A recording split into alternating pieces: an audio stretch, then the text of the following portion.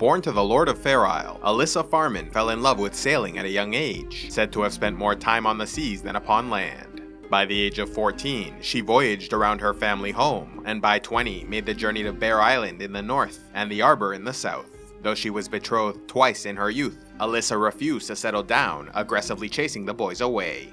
Growing up during the reign of Jaehaerys I, her father spent his life as a loyal supporter and friend to House Targaryen, and so when the king's elder sister Rhaena and her dragon Dreamfire were in need of a new home, Lord Farman offered Fair Isle. Living through a period of great political turmoil, Rhaena was young but twice widowed, first by her brother Aegon, and then by his killer, her uncle King Maegor the Cruel. Following Maegor's death, Rhaena, as the firstborn child of the previous ruler, was considered for the Iron Throne, but the nobles of Westeros ultimately decided against choosing a woman, instead supporting her younger brother Jaehaerys. Believing there was no place for her in King's Landing, she eventually came to be known as the Queen in the West, establishing her own informal court upon Fair Isle. Developing a strong friendship with Lord Farman's daughter, Elissa, as well as Elaine Royce and Samantha Stokeworth, the group spent much of their time together, coming to be known as the Four-Headed Beast. Young, beautiful, and of royal blood, many vied for Rhaena's affection, but she proved uninterested, instead surprising everyone by marrying Lord Farman's youngest son, Andro, a plain man without titles, inheritance, or any particular charms, claiming to have wed him simply because he was kind. However, some have suggested that this marriage was just a cover, so she could continue to spend time with her true romantic partner, Andro's sister, Elissa. Unfortunately, Mark Farman passed away in 50 AC, and was succeeded by his eldest son, Franklin, who did not share his father's affection for the Queen in the West, and upon becoming Lord of Fair Isle, insulted Rhaena and banished her from his lands. Though she seemed to consider burning him alive for his disrespect, she instead acquiesced to his demands, gathering her people together and departing. As her husband, Andro was expected to go with her, but Elissa was forbidden, with her brother demanding she stay and be wed to a man of his choosing.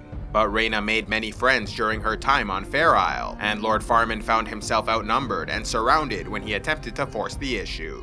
Unsure where to go next, Rhaena and her court traveled around the Westerlands, before being granted Dragonstone by her brother the king.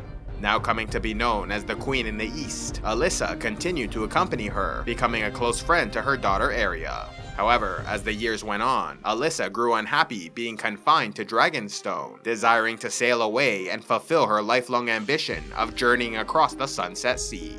However, her dream was an expensive proposition, and having defied her brother when she left Fair Isle, she was disinherited and would receive no help from her family. Therefore, in order to finance this venture, including the construction of a new ship, she reached out to her friend and possible lover, Rhaena Targaryen, who rejected the notion, claiming she would miss Elissa far too much. Furious at her refusal, a rift opened up between them that was never mended, and in 54 AC, Elissa asked permission to depart from Dragonstone, to which Rhaena coldly agreed.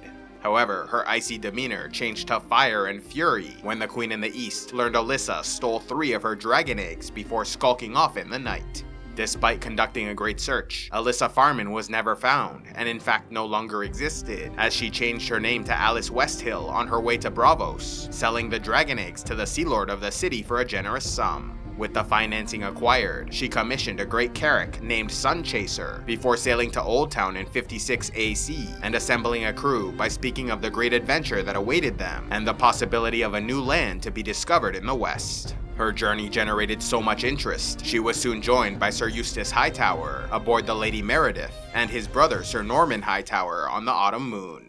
When word spread about Alice Westhill recruiting in Old Town, Rhaena came to suspect it was Elissa and ordered her capture. However, the old Lord Hightower claimed he could not catch up to them, though some believed he may have deliberately slowed their response, as he did not wish to endanger his grandsons who were sailing with the wanted criminal. For 3 years, no one heard anything about Alice Westhill and the Sunchaser until 59 AC, when Sir Eustace Hightower pulled into Old Town with a battered ship and a story to tell. Recounting the adventure, Sir Eustace claimed they sailed southwest for a time, until caught in a storm that killed his brother and sunk the Autumn Moon. His own ship also suffered damage and had to be towed by the Sun Chaser until they at last came to rest upon 3 islands they discovered. Naming them after Aegon, Rhaenys, and Visenya, Alice Westhill was determined to continue moving forward, while Eustace had enough and turned back for home. The woman once known as Elissa Farman then sailed off into the far west, and was never heard from again. However, a curious tale emerged several years later, during the voyages of the famous captain Corlys Velaryon, who claimed that during his time in the far eastern city of Ashai, on the edge of the known world, he saw an old ship, ragged and beaten, but of a familiar design, which he believed was the Sun Chaser, suggesting that perhaps, somehow, Elissa accomplished her goal of sailing across the Sunset Sea to end her journey in the lands of the East.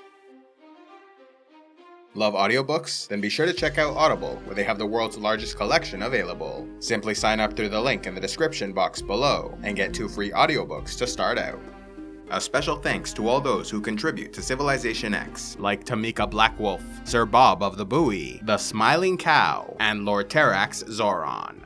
If you'd like to help CivilizationEx, click on the Patreon link, and please be sure to like, subscribe, turn on notifications, and click on the links to see more.